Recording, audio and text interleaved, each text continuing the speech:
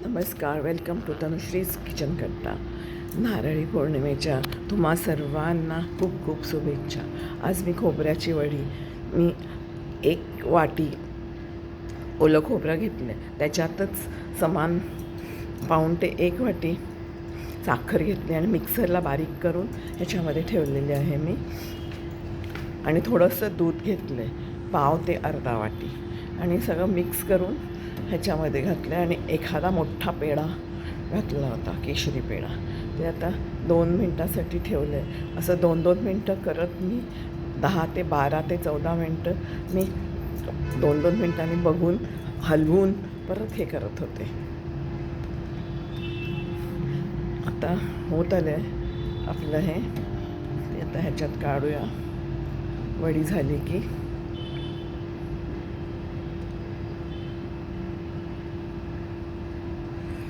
कडेने पाक आता घट्ट व्हायला लागला आहे. कळा सुटायला लागला की समजायचं.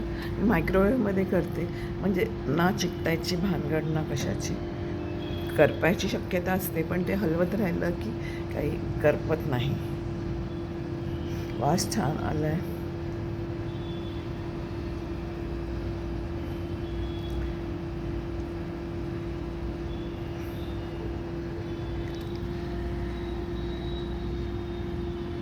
होत आले आता, बुडबुडे यायला लागलेत. करेल बंद करूया पाहिजे तर. झालेलं आहे हे. आता हे पहा, अशा तऱ्हेने झालं. मी एक हिराळी पद्धत करणार आहे.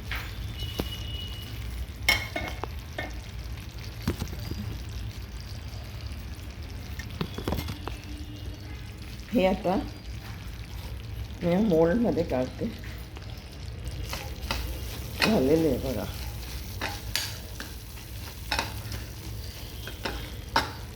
सरळ मी या मोल्डमध्ये टाकते, म्हणजे वड्या अशा छान पडतात.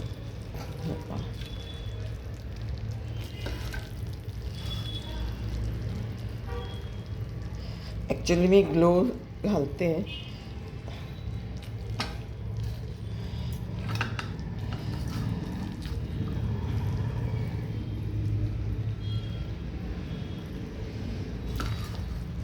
घालून घेऊया आधी आपण सगळ्या.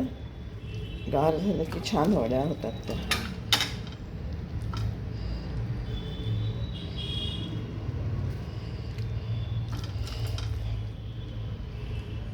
तुम्ही पण अशा करून बघू शकता घरी. पटकन होतात, फार वेळ लागत नाही आणि बघत बसायला पण लागत नाही.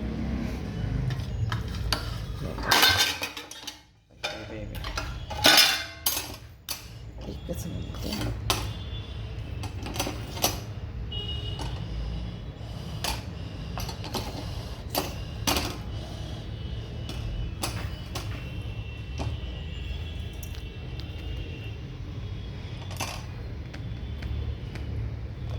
प्रेस करूया जरा.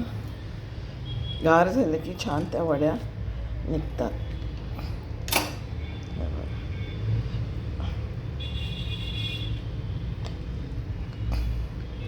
खाली थोडंसं मी तूप लावून घेतले, नाही लावलं तरी चालते, कारण काय दुधामध्ये असतं तसं औषधपणा. हे बघा, अशा वड्या तुम्ही घरच्या घरी करू शकता. माझी रेसिपी आवडली असेल तर लाईक करा, शेअर करा आणि सबस्क्राईब करायला विसरू नका. Bye. See you in next video.